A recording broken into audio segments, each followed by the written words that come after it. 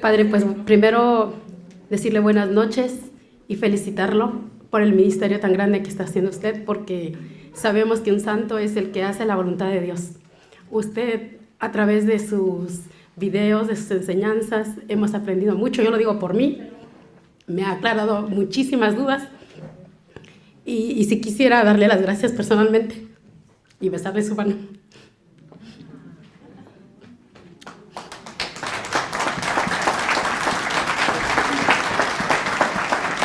Perdón por la emoción, pero somos servidores misioneros de la palabra y nos encontramos con jóvenes que nos hacen básicamente 3 preguntas.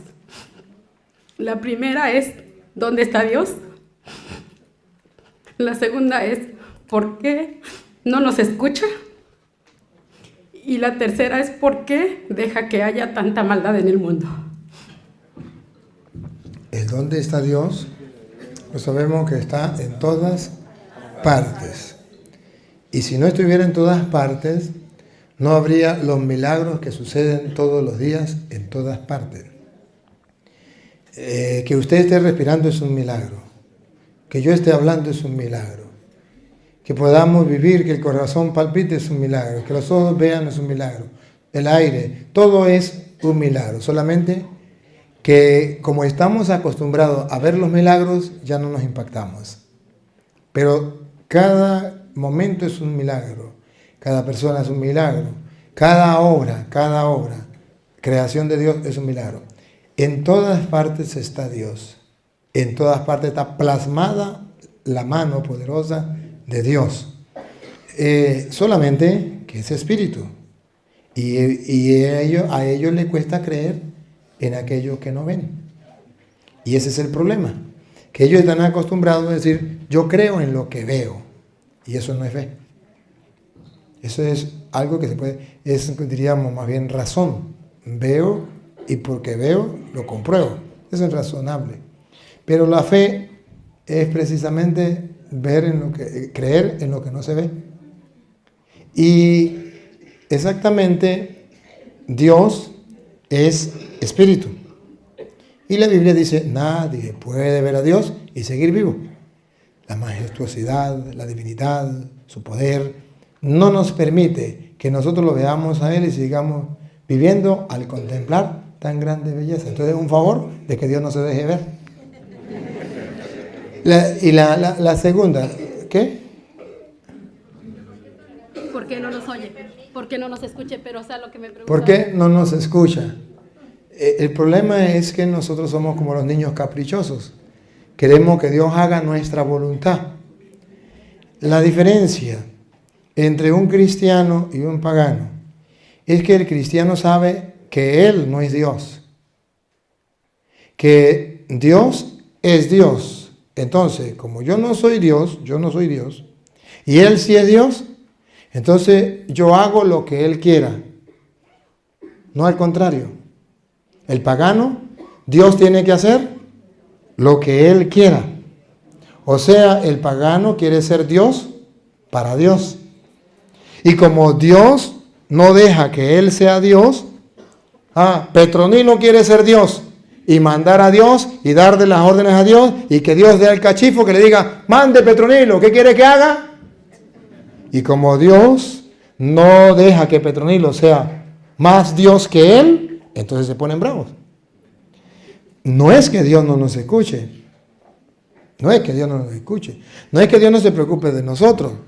Dice el salmista, ¿acaso no va a oír el que hizo el oído? ¿O acaso no va a ver el que hizo el ojo? Dios sí nos escucha. Pero tenemos que ser constantes en la oración. Y eso es lo que ellos no quieren hacer. Si usted lee el Evangelio de San Lucas, capítulo 18, 18, versículo, desde el 1 en adelante, usted va a ver que cuando habla de lo que es la oración, él dice que hay que pedirle como aquella viejita que insistía, hasta que el hombre dijo, no temo a Dios, ni temo a los hombres, pero para que esta vieja me deje fastidiar, le voy a concederlo. Y él termina haciendo una pregunta en el versículo 8. Yo les aseguro que les hará justicia y lo hará pronto, pero cuando venga el Hijo del Hombre encontrará fe sobre la tierra. El problema no es que Dios no nos escuche. El problema es, ¿será que habrá fe en la tierra cuando venga el Hijo del Hombre? ¿Será que la gente va a creer que hay que pedirle a Dios? ¿Cuál es el problema que Dios no me escucha? Porque yo quiero decirle, Dios, hazme esto, pero yo en ti no creo. Pero a mí no me pidas nada. Yo no voy a hacer nada. Tú mandas a ir a la iglesia, tú mandas a hacer oración, manda que me confiese, manda que haga el bien sin mirar a quién. A mí no me importa lo que diga. A mí me importa que me escuche lo que yo le diga. Y Dios le dice, no, así no es.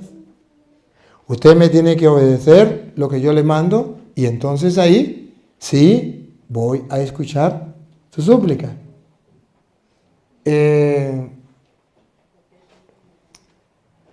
Yo creo que... A ver, léame, a ver si es Juan 15, por ahí 7, a ver si es ese. Si no es ese, lo quedo debiendo. Pero por ahí ha de estar. Juan 15, del 7 en adelante. Mientras ustedes permanezcan en mí y mis palabras permanezcan en ustedes, pidan lo que quieran. Sí era, alabado sea Dios, ahí está. Otra vez, pon aquí abajo. Mientras ustedes permanezcan en mí. Los ateos no quieren permanecer en Dios y dicen Dios no existe. Mientras ustedes permanezcan en mí y mis palabras permanezcan en ustedes. No quieren leer la Biblia, no quieren hacer lo que Dios manda. Pero si creemos en Él, permanecemos en Él y le hacemos caso a Él, pidan lo que quieran. Pidan lo que quieran. Y lo conseguirán. Ahí está el problema. ¿Qué hay que mostrarle a los jóvenes? Que sí, Dios nos escucha. Y Dios está dispuesto a darnos lo que nosotros queramos, pero hay que permanecer en Él a través de la oración. Y hay que escuchar y practicar su palabra. Y si no, no es que Dios no nos escuche. Es que a nosotros nos gusta la papa pelada. La ley del embudo. Que Él nos dé. Y nosotros ni gracia le damos. Porque ni la gracia nos ha dado tantas cosas. ¿Cuántas veces le hemos dicho gracias por los ojos? ¿Qué cuento? ¿Cuántas veces gracias por el corazón, por los oídos, por los pies, las manos? ¿Qué cuento? ¿Cuántas veces le hemos dado gracias por el aire, por el sol? ¿Cuántas gracias le hemos dado? Ni siquiera por papá y mamá le damos gracias. Eso es un gran problema. Y si Dios existe, ¿por qué existe el mal? Porque Dios respeta la libertad. Dios respeta la libertad. Y Dios, si Él le impide a una persona hacer el mal, entonces la persona no lo va a buscar a Él con libertad, lo va a buscar obligado. Pero si Él le deja la libertad y dice, hay dos caminos, ¿se acuerdan? O dos puertas. Usted escoja la que quiera, al final se la arregla conmigo. Entonces está dando libertad. Agarre la que usted quiera. Y si yo digo, yo escojo el mal, bien. El otro escoge el bien, maravilloso. Dios respeta la libertad. Y porque Dios nos ama, el que ama, deja libre. Deja en libertad. Y porque nos ama, que manda a otras personas que nos digan las cosas, nos orienten y todo eso. Y porque ama a esos jóvenes, la manda a usted para que le explique la palabra de Dios. Ajá. Porque, padre, hay una jovencita que nos está viendo y dijo que nos iba a seguir y ya le hemos explicado, pero me dice, no, yo quiero que el Padre me explique más que tú, porque con lo que tú dices no me conformo, que me dé citas bíblicas, que de verdad me convenza. Eso es una jovencita que nos está viendo. Y le dijo un ateo a un cristiano, le dijo, Dios no existe. Si Dios existiera no habría tanto mal. Y resulta que estaba peluqueándose, y el ateo era peluquero, y el cristiano se estaba peluqueando. Y después que terminó de peluquear, salió a la calle y encontró un andrajoso, todo melenudo, chigudo, todo sucio, todo vuelto a nada. Se regresó y le dijo, acabo de comprobar que los peluqueros no existen. Si los peluqueros existen. Le dice, no, ¿cómo va a decir? Aquí estoy yo. Le dije, no. venga para acá. Si los peluqueros existieran, no existirían hombres vagabundos en la calle, melenudos así, con la chiva así, todo sucio. La prueba de que los peluqueros no existen, aquí se la tengo. Dijo el peluquero, pues sí, nosotros existimos, pero ¿qué culpa tenemos nosotros de que Él no venga a nosotros para peluquearlo? Dijo, Dios sí existe, ¿y qué culpa tiene Dios que ustedes no quieran ir a Él? Que no quieran creer en Él. Bueno.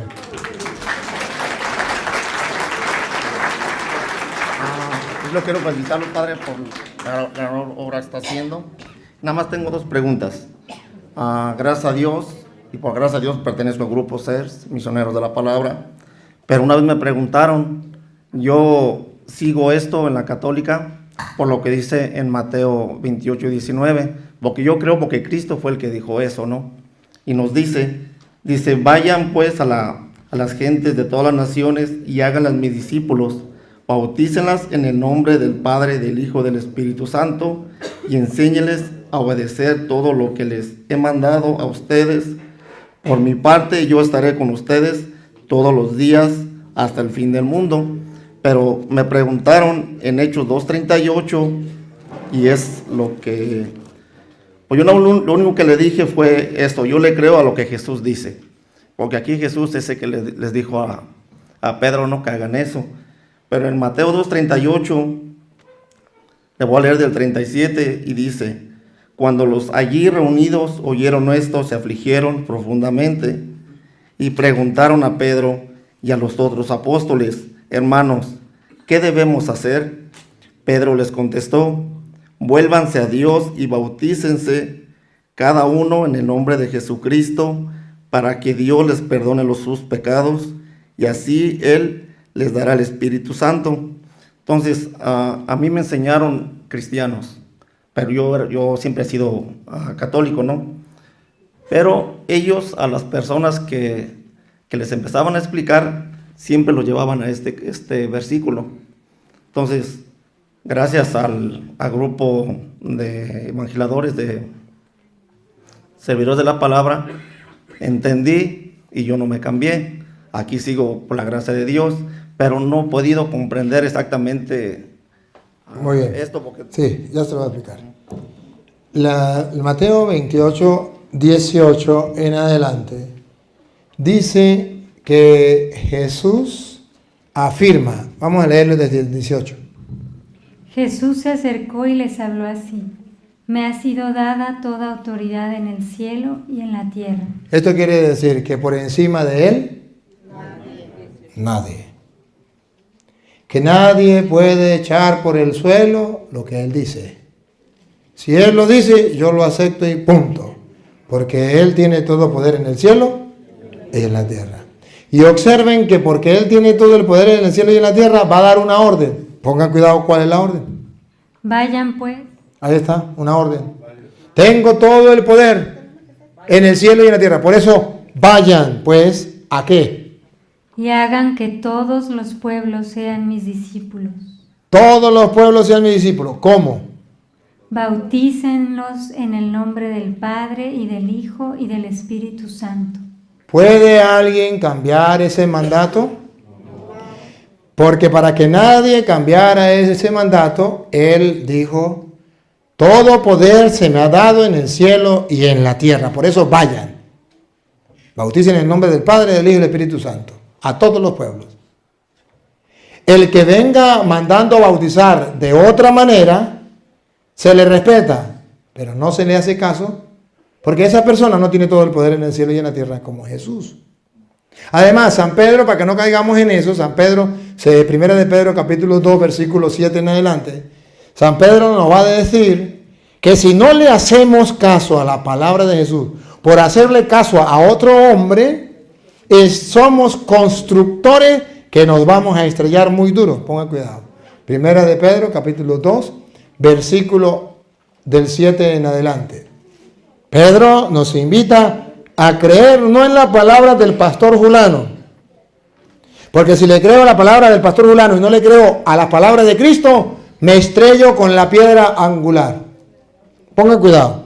Para que vean ustedes cómo esos pentecostales unidos o esos protestantes que dicen que hay que bautizar en el nombre de Jesús y no en el nombre del Padre, del Hijo y del Espíritu Santo, según Pedro, son los constructores que han desechado la piedra que ha pasado a ser la más importante. Pongan cuidado.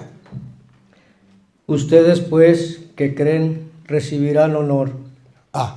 Ustedes los católicos que creen en la palabra de Jesús, no en la palabra de los pastores evangélicos, recibirán honor. Pero pongan cuidado los que no creen. En cambio, para aquellos que no creen, Él es la piedra rechazada por los constructores. Los protestantes han rechazado la piedra. Los protestantes son los constructores que rechazan la piedra, que se ha convertido en la piedra angular. que para nosotros los católicos se ha convertido en piedra. Si Cristo lo dijo, yo bautizo en el nombre del Padre, del Hijo y del Espíritu Santo, porque Él es la piedra angular y nadie puede cambiar eso. Ahora, si lo cambiamos, si no le creemos, hemos chocado contra la piedra angular. Repítelo otra vez desde el 7 en adelante. Ustedes, pues, que creen, recibirán honor. En cambio, para aquellos que no creen, Él es la piedra rechazada por los constructores, que se ha convertido en la piedra angular, piedra en la que la gente tropieza. Piedra en la que la gente tropieza. A ver, ¿usted quiere tropezar? No. Piedra en la que la gente tropieza. Esos que dicen que hay que bautizar en el nombre de Jesús, tropiezan. ¿Cuándo? Y roca que hace caer cuando se niegan a creer en la palabra. Cuando se niegan a creer en la palabra. ¿Qué dijo Jesús? Van a bautizar a todos los pueblos en el nombre del Padre, del Hijo y del Espíritu Santo. El que se niegue a creer en esa palabra ha chocado contra la piedra angular. Han tropezado con esta piedra de tropiezo. Y la piedra que desecharon los constructores, que son los protestantes, ha llegado a ser para nosotros los católicos la piedra angular. ¿Por qué bautizamos en el nombre del Padre, del Hijo y del Espíritu Santo? Porque Él es la piedra angular. Yo le creo a Él. Soy creyente. No le creo a un pastor, porque si le creo a un pastor, soy creyón.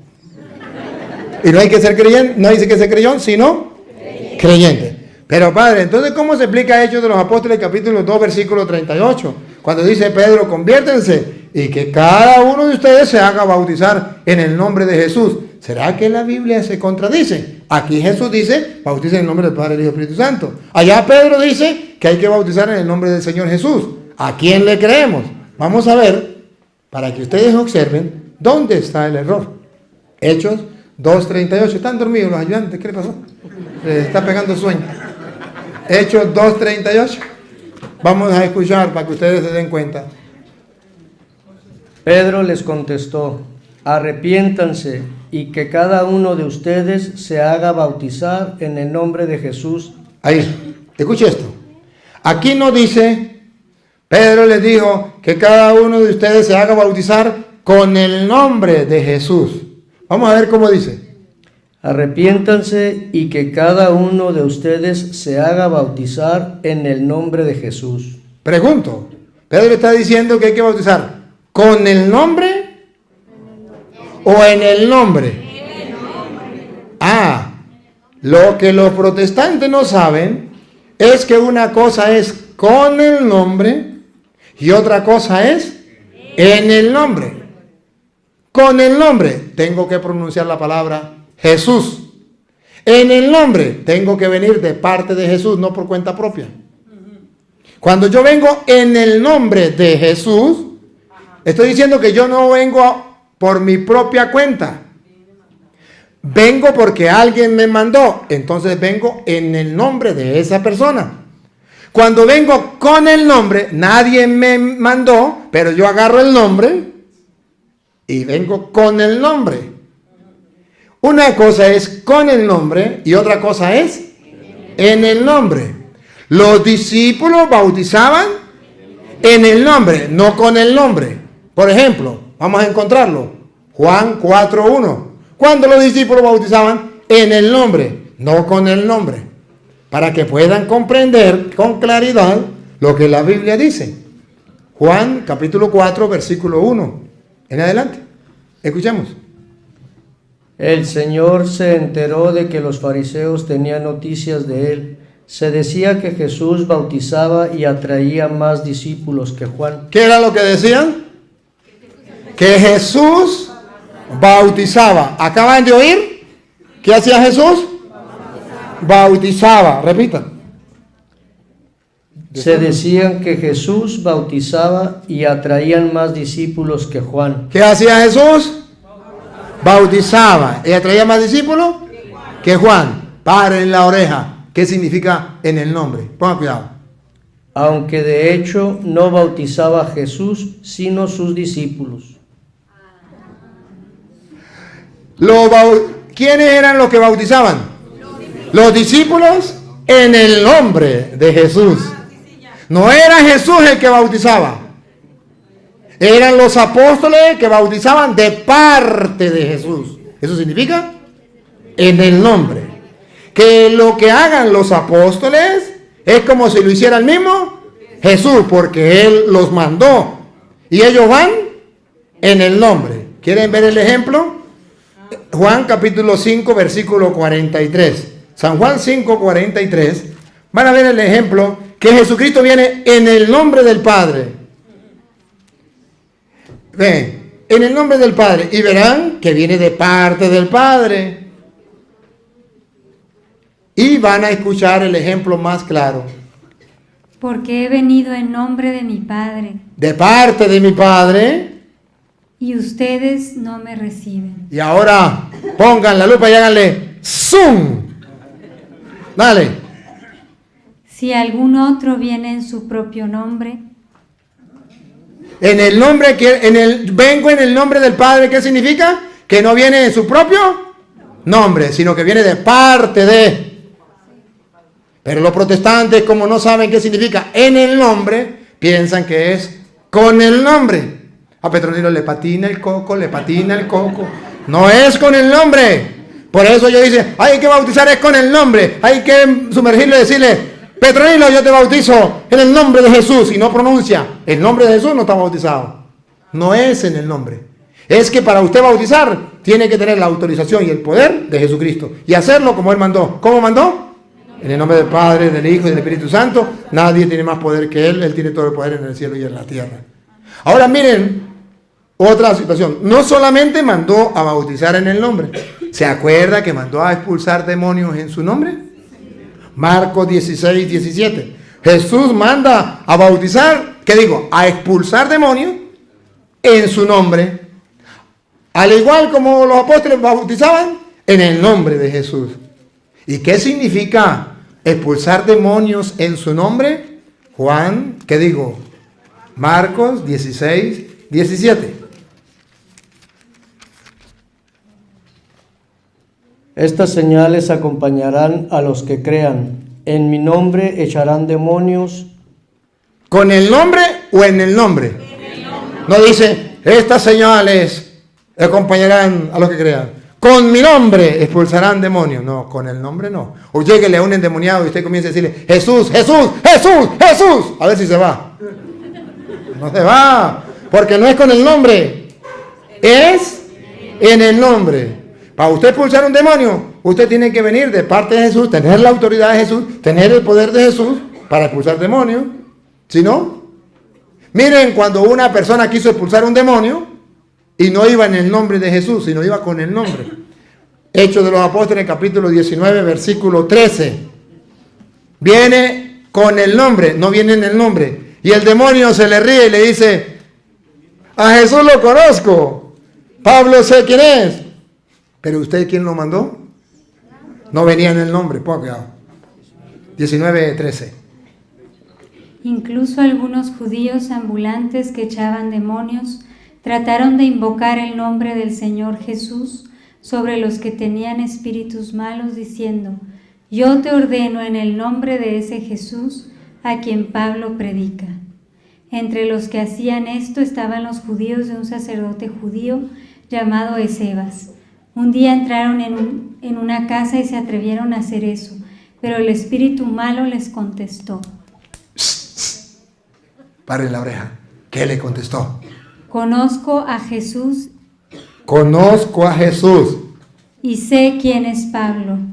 Y sé quién es Pablo. Observen la pregunta. Pero ustedes, ¿quiénes son?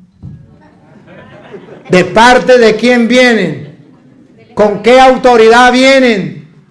¿En nombre de quién vienen? Ya habían pronunciado la palabra Jesús y el diablo no le corriendo. Ya pueden bautizar diciendo Jesús, Jesús, Jesús, y no queda bautizado porque no lo hicieron en el nombre. Lo hicieron con el nombre. Y miren lo que hizo el diablo. Y el hombre que tenía el espíritu malo se lanzó sobre ellos, los sujetó a ambos y los maltrató de tal manera que huyeron de la casa desnudos y malheridos. Vagabundos sin vergüenza. Iban con el nombre, pero no iban en el nombre. Nosotros los católicos lo hacemos en el nombre, con la autoridad, con el poder de parte de Jesucristo, que es en el nombre del Padre, del Hijo y del Espíritu Santo. Esta es la respuesta. Acerca. Perdón. Acerca. Buenas noches. Me da gusto haber asistido a esta plática, conferencia, y sobre todo lo que se habló, y en concreto pues le quiero preguntar, porque yo siempre, esa no es una pregunta que la haya tomado de ningún libro, es mía. Si había 12 apóstoles, ¿por qué nada más 4 aparecen en los evangelios? Bueno, esa es una. Me queda la inquietud esa de que me faltaron 8 que no los tomaron ahí en cuenta, ¿no? Y la otra sería que concretamente Judas me lo exponen como una persona mala, cuando en realidad en mi pensamiento queda claro que él simplemente hizo el guión que le dieron para la novela a la que él venía, ¿no? Entre comillas novela, ¿no? Para la historia que él tenía que hacer que se realizara según el mandato de Dios o de las Escrituras. Y la otra es como una especie de reflexión, invitación. Este ejercicio que usted hizo hoy en relación a las armas que debería de tener o deberíamos de tener todos los católicos, de cómo nos mostró que lo que dicen los versículos y Lucas y Marcos y Juan en relación a la Santísima Virgen María, pues que de esa misma manera se hicieran alguna especie de ejercicios en la iglesia, de tal manera de educar y ayudar al mundanal de católicos que en un momento dado, como usted lo ejemplificó hace ratito, que no tenemos elementos ni armas para entrar en ese campo apologético o defensa de la religión, porque carecemos de esos conocimientos que usted los expresó de una manera muy técnico-pedagógica para que todos lo entendiéramos, ¿no? Y con pocos elementos, digamos. Bueno, los necesarios. La Biblia es uno de ellos, las 2 personas lectoras y usted el que lo conoce a perfección. Ven, no se me vayan para cortarme las preguntas. Voy a comenzar por la tercera. La tercera. Llevamos 500 años de la apostasía. Un pecado de la apostasía. Y resulta que cuando llegó la apostasía, la fe que abundaba y la religión que estaba, diríamos, con fuerza, era la católica. Y llegó la apostasía con Martín Lutero y nosotros nos creíamos muchos y muy seguros. ¿Y quién nos iba a conquistar? Nadie. Déjenlo. Fueron avanzando. Y ese déjelo se hizo una norma en la iglesia. Después de 500 años, todavía los católicos decimos, déjelo. Pero en aquel tiempo déjelo porque era 1, 2 que se metieron al evangélico, 3. Pero ahora son multitudes.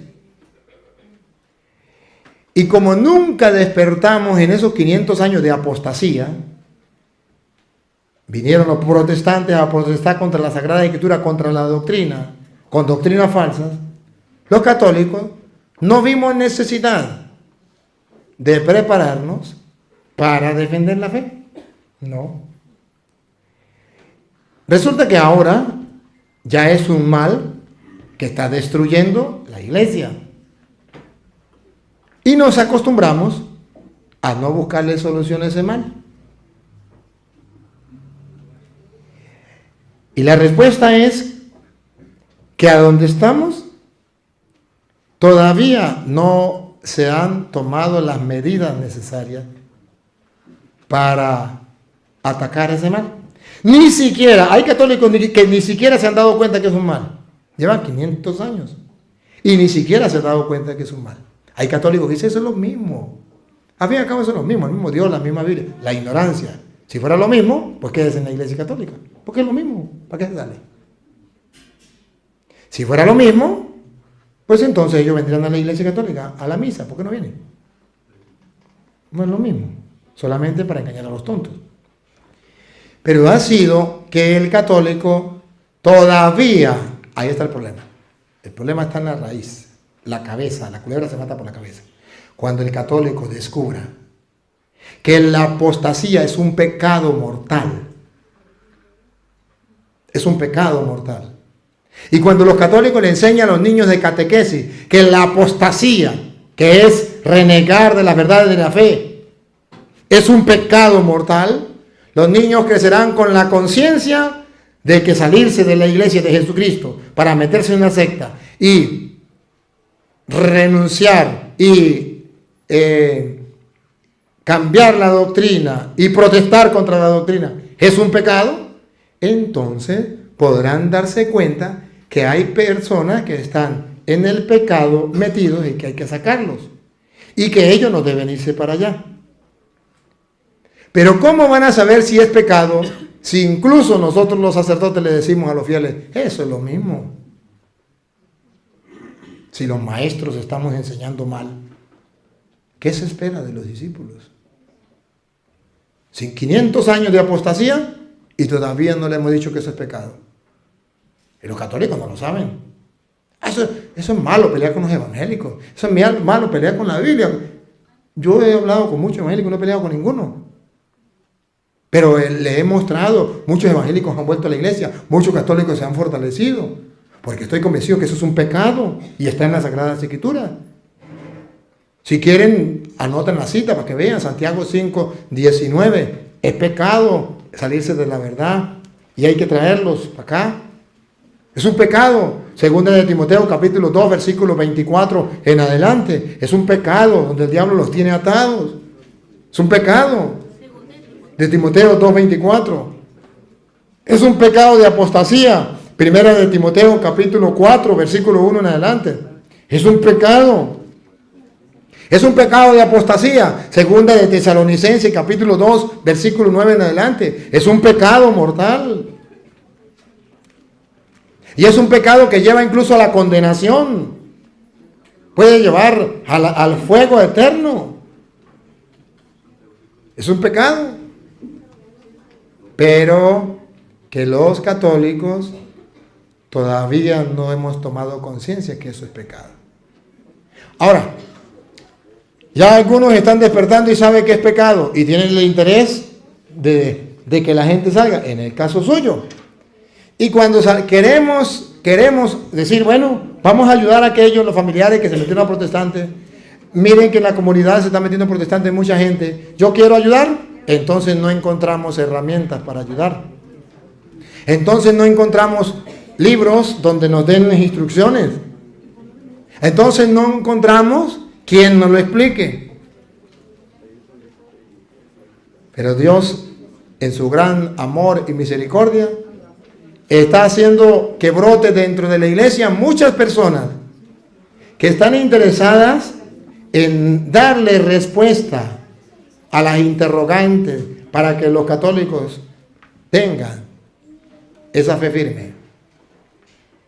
Y déjeme decirle que yo me siento muy contento de que Dios haya querido elegirme por medio del Papa para mandarme como misionero de la misericordia y darme esa teología campesina, de que por medio de la teología campesina, de las palabras sencillas, de un campesino del campo, dijo uno por allá, la gente pueda entenderlo. Pero a pesar de eso, hay católicos que son tan perezosos que no son capaces de poner los videos para estudiarlos.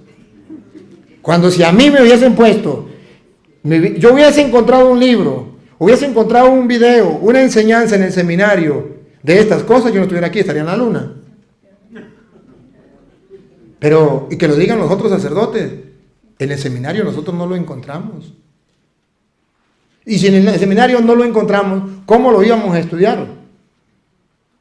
Porque la iglesia nunca se ha preocupado por eso. Pero ahora se ha dado cuenta que ya las bancas están quedando solas. Entonces, ¿qué hacemos? ¿Irnos también con los protestantes o prepararnos? Prepararnos. Pero entonces Dios da la oportunidad.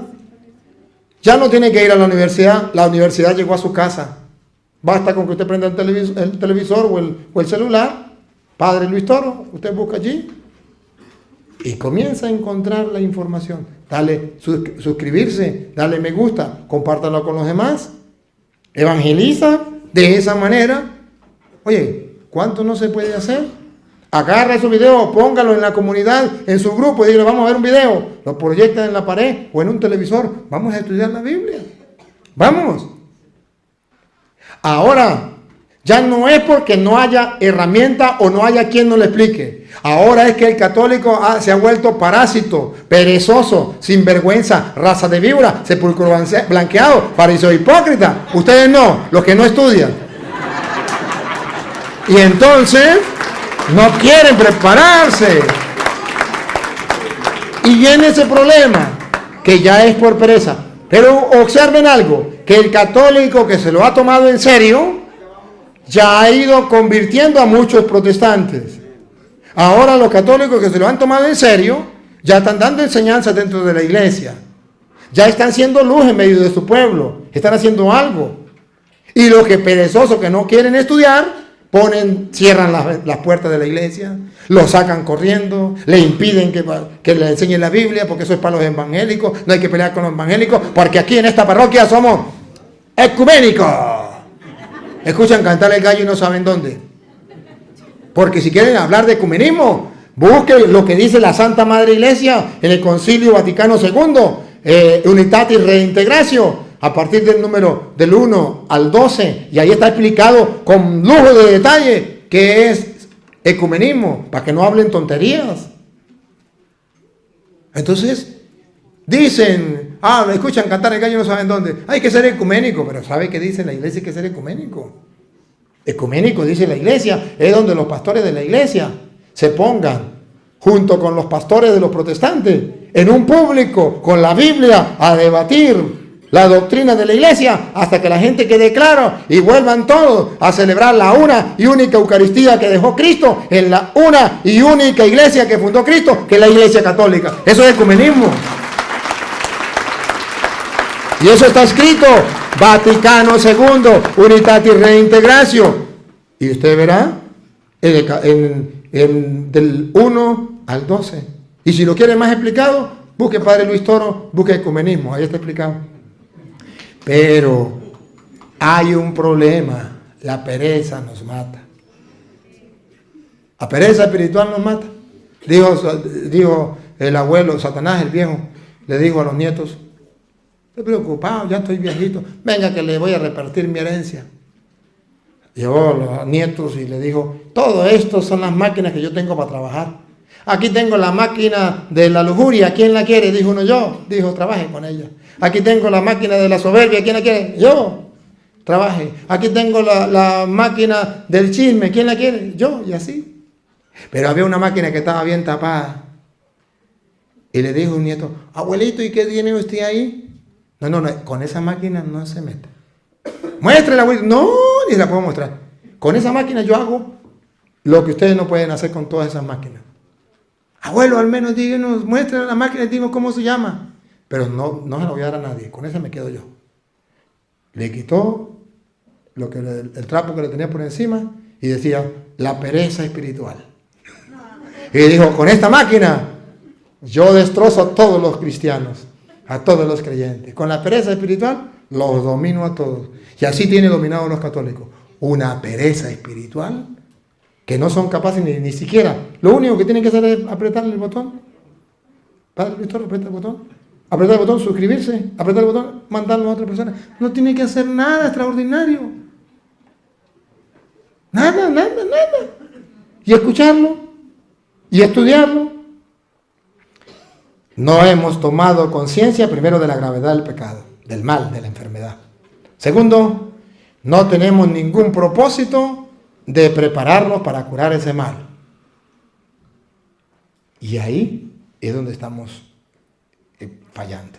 Y la otra, ¿qué fue lo que me dijo? Que eran 12 y ¿por qué solamente 4? Porque es que resulta, en primer lugar, que no todos escribieron y no todos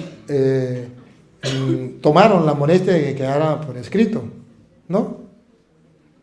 Algunos predicaron, pero no se preocuparon por escribir. Fíjese usted, ¿cuántos sacerdotes, le pongo ejemplo, en el mundo hay que celebran las misas, que predican, pero que no salen por YouTube? Uno que otro sale por ahí por YouTube.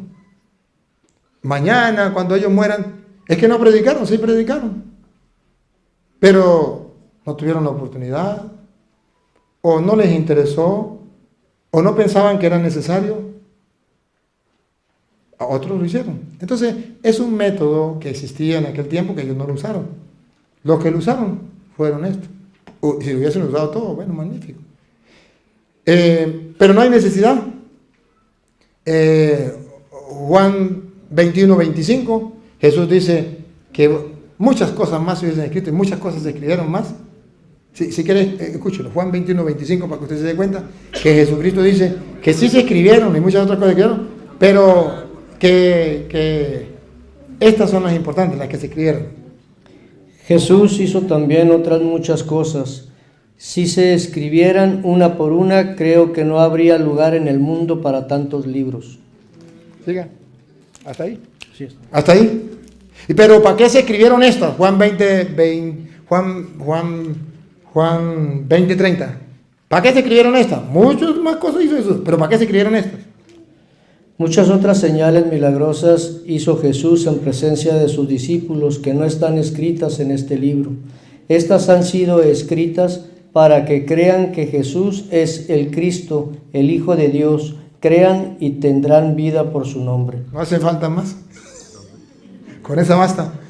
Si no leemos esta, ahora que tal que hubiesen escrito lo demás. Y la última que era Lo de Judas. lo de Judas. Ciertamente debe saber algo. Ciertamente que estaba escrito y tenía que cumplirse la escritura. Estaba escrito y tenía que cumplirse las escrituras que uno iba a traicionar al Señor. Sí. Pero deben saber que no estaba escrito que Judas no se iba a arrepentir. El problema no es que él haya traicionado al Señor. ¿Quién de ustedes no ha traicionado al Señor? Todos. El problema es que él no se quiso arrepentir, se desesperó y desconfió de la misericordia de Dios. Ciertamente que alguien lo iba a traicionar y él tenía que hacer el papel de ese guión. Pero si él hubiese hecho lo que Dios quería, que era que acudamos a su misericordia para él salvarnos, Judas se hubiese salvado. Porque Dios nos predestinó para una sola cosa. Dios nos predestinó para una sola cosa, por tercera vez. Dios nos predestinó para una sola cosa, para ser santos. Amén. Y está escrito en Pedro, primera de Pedro, capítulo 1, versículo 15 en adelante.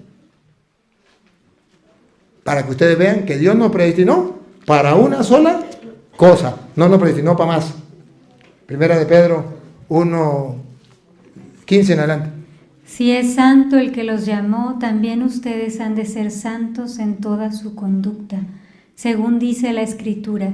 Sean santos, porque yo soy santo. Ese es el único fin de Dios. Estamos predestinados a ser santos como Dios es santo. ¿Cuál es el problema entre Pedro y Judas? Los dos lo traicionaron, pero Pedro se arrepintió. Todos estamos predestinados a ser santos. A ver, pregunto. ¿Ustedes han visto esos aparaticos que utilizan para destornilladores? Se llaman allá en Venezuela, no sé qué, ¿cómo? desarmadores, que agarra un tornillo y le da vuelta y lo... Sí, ese destornillador, ese destornillador fue creado, predestinado para sacar tornillos, para meter tornillos. Fue hecho para eso, predestinado para eso. Pero un día yo me pongo bravo con este señor y agarro un destornillador y le digo, guárdemelo ahí. Dese en cuenta algo. No estaba predestinado ese destornillador para eso. El que lo hizo jamás lo hizo para que yo lo matara a él. Pero yo lo puedo usar para eso, sin que esté predestinado. Estamos predestinados a ser santos. Pero Judas se quiso condenar. Por eso decía un santo, ¿quién se salva? El que quiera. ¿Y quién se condena? El que quiera. Bien, gracias. Muchas gracias. Padre, ¿nos podría explicar poquito por qué tenemos que visitar al Santísimo? Sé que en la iglesia de Guadalupe está expuesto las 24 horas, los 365 días del año, y yo lo veo a veces muy solo. Sí, muy bien. Si leemos Juan 15:1 en adelante, podremos entender lo que dice Jesucristo. Juan 20, ¿qué digo? Juan 15:1 en adelante. Yo soy la vid verdadera y mi Padre es el labrador. Toda rama que no da fruto en mí la corta, y todo sarmiento que da fruto lo limpia para que dé más fruto. Ustedes ya están limpios gracias a la palabra que les he anunciado.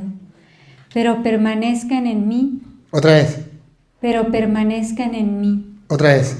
Pero permanezcan en mí. Siga. Como yo permanezco en ustedes. Un sarmiento no puede producir fruto por sí mismo si no permanece unido a la vid. Tampoco ustedes pueden producir fruto si no permanecen en mí. Yo soy la vid y ustedes los sarmientos. El que permanece en mí y yo en él, ese da mucho fruto.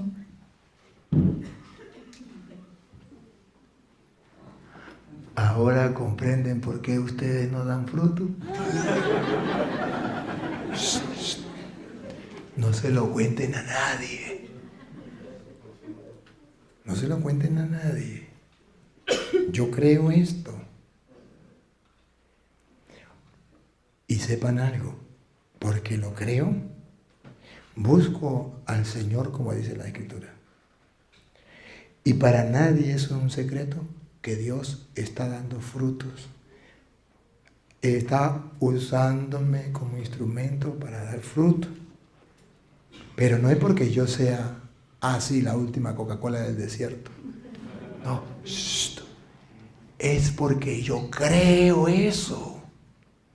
Si permanecen en mí, como el sarmiento unido a la vid, darán fruto. Porque sin mí, nada y nada y nada podéis hacer.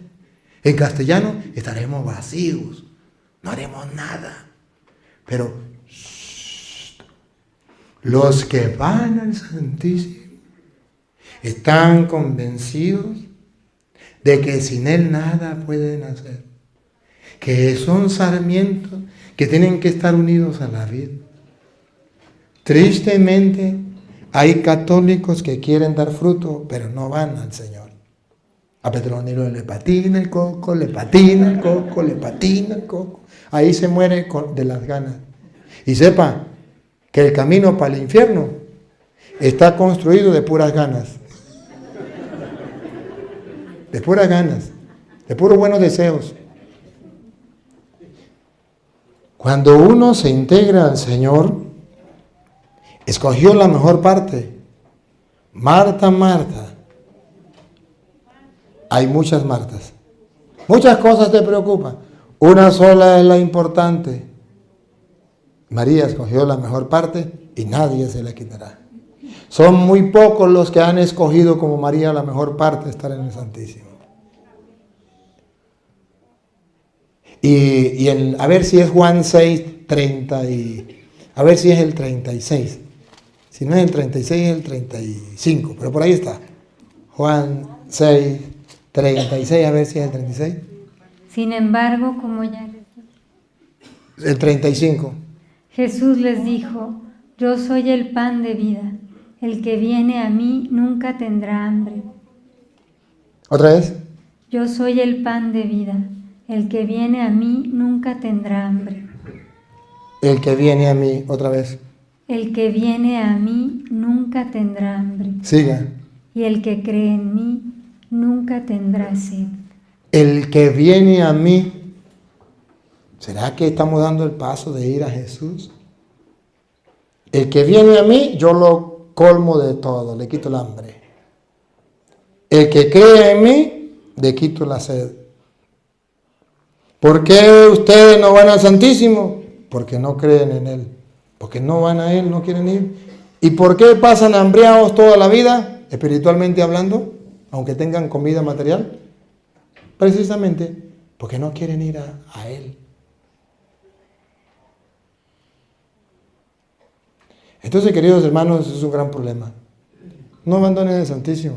Dios está allí y está esperando. Si ustedes van y están con Él, Él cumple su palabra. Si ustedes no van, el problema de ustedes. Gracias. Me dieron estas. ¿Quién se la dio? No sé. ¿Pero de aquí? De aquí. ¿Está aquí la persona? Sí. ¿Por qué la ciencia se opone a Dios? Esa es una. ¿Hay vida eterna? Es otra. ¿Por qué se bautizan a los niños sin uso de razón? Es decir, a tan corta edad. Si Jesús se bautizó después de los 30, esa es otra. Son 3. Vamos por la última, que es la que más me acuerdo. ¿Por qué Jesús se bautizó a los 30? No porque Jesús quería que nos bautizáramos cuando tuviésemos uso de razón. El uso de razón de Jesús no fue a los 30. Jesús tuvo uso de razón antes. ¿Por qué no se bautizó antes? Han de saberlo, que los protestantes engañan a la gente así. Fácil, es sencillo. ¿Quién comenzó a bautizar? Juan Bautista. ¿Quién era mayor de Juan Bautista y Jesús? Juan Bautista. ¿Cuántos años le llevaba Juan Bautista a Jesús? 6 meses. ¿Se acuerda que la Virgen María fue a visitar a su prima Santa Isabel, que estaba embarazada? 6 meses. Miren la ignorancia de los protestantes, pero no se lo cuenten. Cuando Jesucristo nació, ¿cuántos meses tenía Juan Bautista? 6. ¿Ustedes se imaginan a un niño de 6 meses bautizando a un niño recién nacido? Pero no le cuenten a los protestantes, porque a ellos le enseñaron que Jesucristo no quiso bautizarse cuando niño porque no tenía uso de razón. No digan mentira, es que Juan tenía 6 meses, ¿cómo lo iba a bautizar? Y si Jesucristo quería era que bautizara a los que tenían uso de razón, pues se hubiese bautizado a los 11 años, 12 años. ¿Por qué Jesús se bautizó cuando tenía 30 años? Porque ahí fue cuando Juan venía del desierto y comenzó a bautizar y Jesús fue bautizado. Tienen que venir aquí para que hagan la pregunta. Entonces, oye, es ignorancia, es desconocimiento. Ahora, ¿para el bautismo se necesita uso de razón? No. ¿Quieren comprobar que se puede bautizar a una persona sin tener uso de razón? Según San Pablo en 1 Corintios capítulo 10, versículo 1 en adelante, San Pablo viene a hablar del símbolo del bautismo en el Antiguo Testamento. ¿Cómo? Dice San Pablo, ¿cómo los del Antiguo Testamento se bautizaron si no existía bautismo? Si el bautismo para los cristianos es tan importante, ¿por qué no existió en el Antiguo Testamento? Y si no existió en el Antiguo Testamento, ¿hay alguna figura del Antiguo Testamento donde hable del bautismo? Dice Pablo, sí. Yo sé una, dice Pablo. Y van a ver que San Pablo nos dice que se bautizaban solamente los que tuvieran uso de razón. Eso lo repiten los protestantes por ignorancia, porque no ha existido un católico que se lo muestre. Escuche como dice Pablo. Les recordaré, hermanos, lo que ocurrió a nuestros antepasados. Pablo se lo va a recordar porque a algunos ya se les olvidó. 1 Corintios 10, 1 en adelante. Escuche lo que viene. Escuche. ¿Qué es lo que nos va a recordar que a los protestantes se les olvidó y a los católicos también? Todos estuvieron bajo la nube. ¿Quiénes? Dice, todos los que tenían uso de razón, todos los adultos menos los niños. No, pongan cuidado que la palabra todo lo va a repetir varias veces. Todos, otra vez. Todos estuvieron bajo la nube. Pero eso no dice nada. Tranquilo. Y todos, Otra vez, la palabra todos. y todos atravesaron el mar. Y todos atravesaron el mar. Todos. Grandes y pequeños. Feos y bonitos. Y pongan cuidado lo que viene. Pongan cuidado. Otra vez, 3 veces. Todos recibieron ese bautismo de la Todos recibieron ese bautismo de la nube y del mar, para que así fueran el pueblo de Moisés. Pregunto, cuando salieron de Egipto, ¿dejaron a los niños que no tenían uso de razón para que no se bautizaran en la nube y en el mar? No. ¿Se acuerdan cuál era el problema que tenía Moisés con el faraón? Moisés le decía, vamos a ir a dar el culto a Dios, vayan los hombres, dejen las mujeres y a los niños. Y Moisés decía, no, Señor, tenemos que llevar a nuestras mujeres y los niños. No, no lo vamos a dejar. Viene otra plaga, hasta que por fin le dice, vayan, nos llevamos también los niños. Bueno, lárguense todos.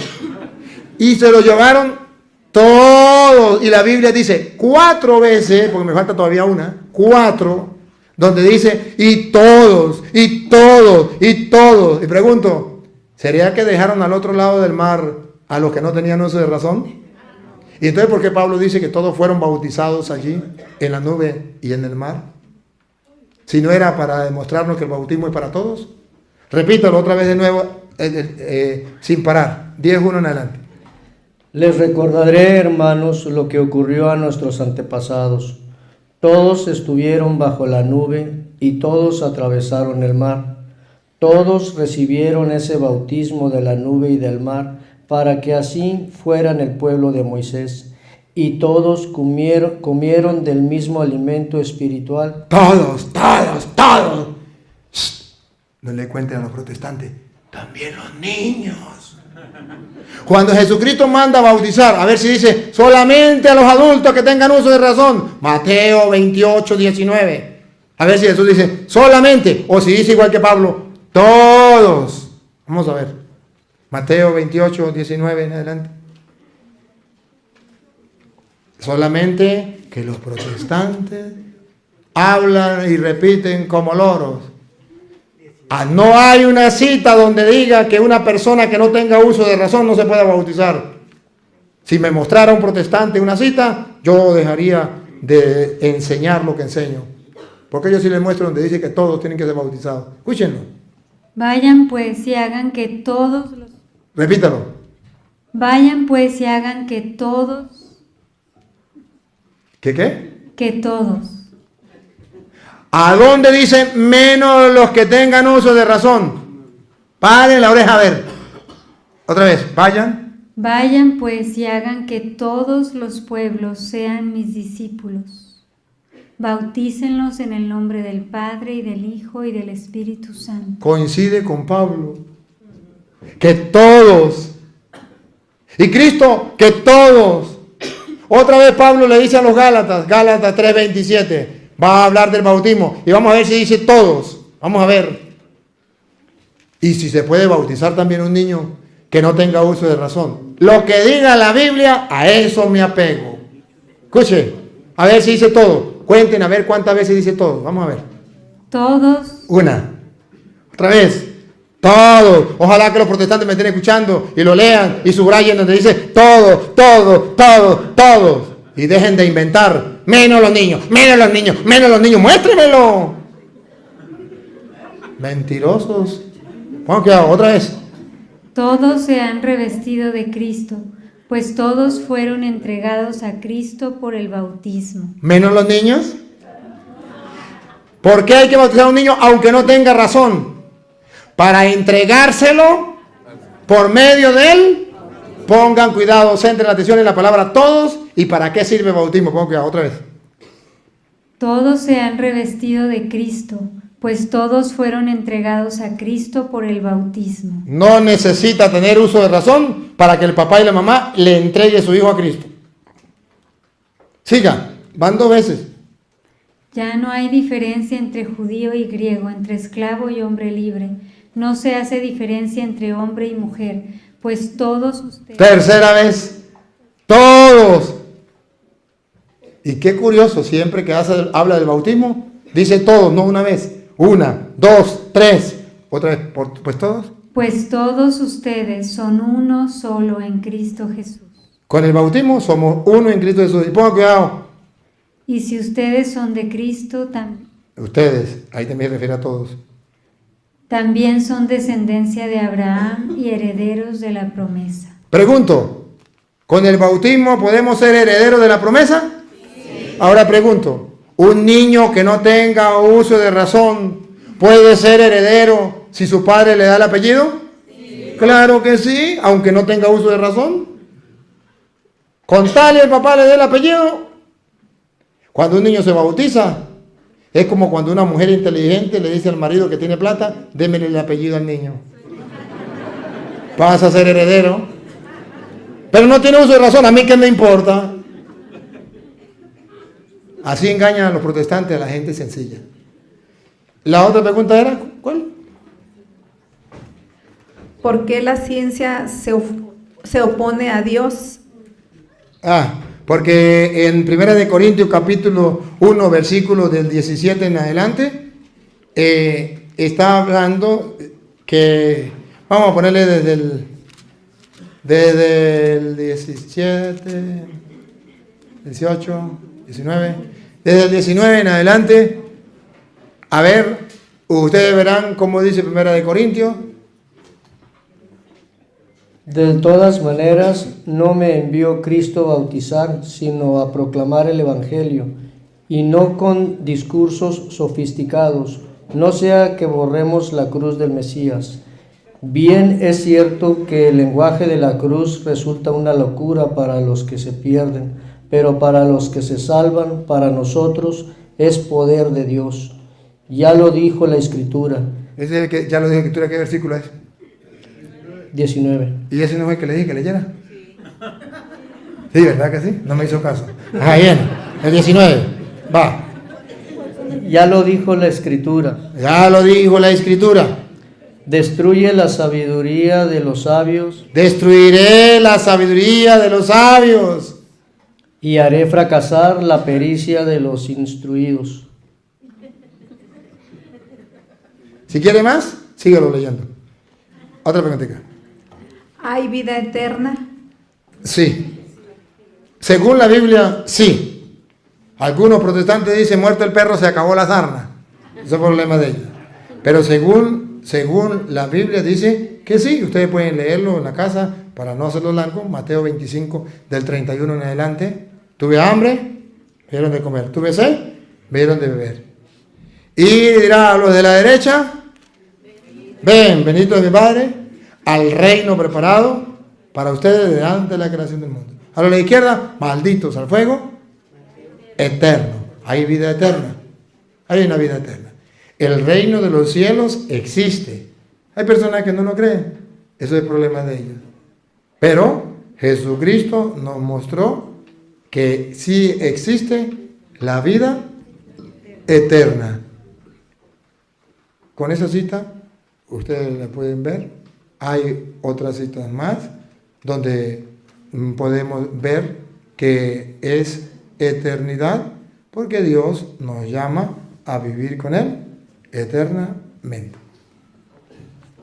Padre, yo creo que me corrija en algo. A mí me dijeron de testigo de Jehová y quiero que me corrija si lo que yo les dije es correcto o no para que pueda predicar bien. A mí me dijeron que todas las cosas malas que pasan es por Satanás y me sacaron un versículo donde tenía que decir eso, pero yo, la manera que yo lo vi, le dije que es como nosotros hacemos como el rey del libro de Daniel, donde él decía y deshacía, y cuando Dios le reveló el sueño a Daniel, le dijo que te sacarán del trono hasta que caigas en el suelo de la tierra, hasta que clames en mí, regresarás al trono. Entonces yo lo veo de esa manera, de que Dios nos da muchas pruebas porque Él quiere nuestra atención, nuestro amor, y quiere que lo sigamos a Él y clamemos a Él.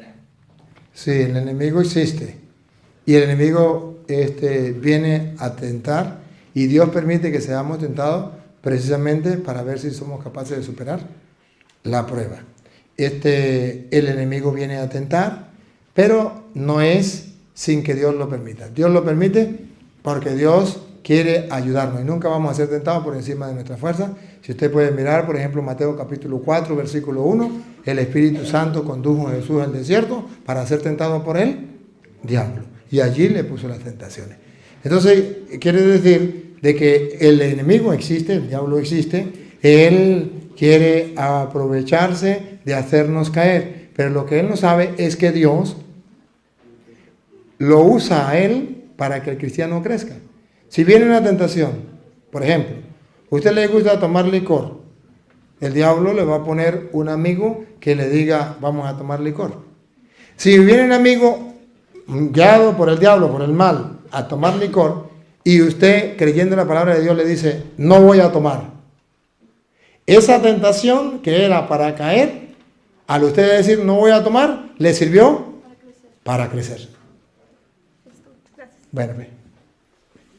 Acérquese para acá. Yo no sé si escuché de usted un poquito, pero no bien, que no existe Eva, que no existió Eva. Históricamente no. Sí existió teológicamente, sí existió como una enseñanza, como decir el hijo pródigo, la parábola del hijo pródigo, como el buen samaritano. Existe en cuanto teológicamente quiere dar una enseñanza. Pero que diga, fue una persona que vivió aquí y sabemos la historia como tal, no es histórico. Debes saber que la Biblia tiene partes históricas y partes que no son históricas, que se llaman lenguaje, ¿cómo es? Literario. Sí, eso, figurativo, todo eso es figurado. ¿Cómo le puedo comprobar de que no es histórico? Porque resulta que no era que andaba un hombre en la pata de Dios a ver qué está haciendo Dios, yo creo hoy esto, creo aquello, no. Y el libro del Génesis no fue el primer libro que se escribió. El libro del Génesis, ya habían escrito muchos libros y se escribió miles de años, después que ya el hombre existía. Solamente Dios le inspiró, así como inspiró a los otros para que escribieran, inspiró a estos hombres para que escribieran, y lo hizo de una manera muy sencilla que lo entienda cualquier persona. Que el principio, el origen del ser humano es Dios, no una explosión, ni una bacteria, ni venimos del mono. Venimos de la mano de Dios, y esa es la enseñanza que no se puede negar. Esa es la enseñanza que la Sagrada Escritura nos muestra. Pero la Biblia no es un libro de historia. Buenas noches. Yo vengo de una iglesia cristiana y yo ya me... Cristiana protestante, porque la iglesia católica es la cristiana católica. Bueno, yo crecí en una iglesia cristiana, no, protestante, a mí me enseñaron, y yo ya tengo 3 años reuniéndome en una iglesia católica en San Miguel, Cerro Azul. Pero mis hermanas que iban conmigo a la iglesia siempre me dicen, ¿por qué volviste a esa iglesia si allá adoran imágenes? Las imágenes no tienen poder. ¿Por qué las iglesias están llenas de imágenes? Entonces esa es mi pregunta, ¿por qué porque ellos le dicen hay monos, ¿verdad? Ellos les dicen hay monos, tienen a Dios crucificado cuando Dios ya no está crucificado, Él ya está vivo. Y todas esas preguntas, y es lo que yo le quiero preguntar a usted, ¿por qué tenemos tantas imágenes en la iglesia? ¿Y por qué no leemos la Biblia en misa?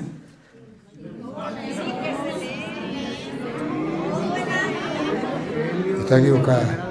Bueno, en la iglesia no veo que todos los católicos llevemos la Biblia y abramos la Biblia. Eso es otra cosa. Esa es la pregunta. Bueno, esa es la pregunta. Eso es otra cosa. Esa es la pregunta. Está bien, hay cursos de Biblia en la iglesia. La misa no es un curso de Biblia. La misa es vivir, celebrar la fe. Y la celebramos de una manera donde está estipulado en las lecturas, se hace la lectura, el pueblo oye, no lee, oye. Y el pueblo escucha la palabra del Señor, la medita y se lleva el mensaje. Hay otro momento donde el pueblo lee. Las dos cosas tienen que... Porque recuerde que cuando Dios manda a Israel, no le dice, lea, escucha Israel, escucha Dios. Y cuando la Biblia habla, siempre que Dios le manda al pueblo a escuchar. Y por eso dice que Dios nos dio 2 oídos y una boca, ¿no? Para escuchar más. Ciertamente, lo que sí le entendería sería que Dios quiere que nosotros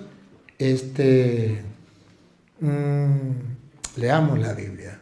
Pero en la misa usted no va a leer la Biblia. Usted en la misa va a escuchar la palabra del Señor, a vivir el sacramento como tal.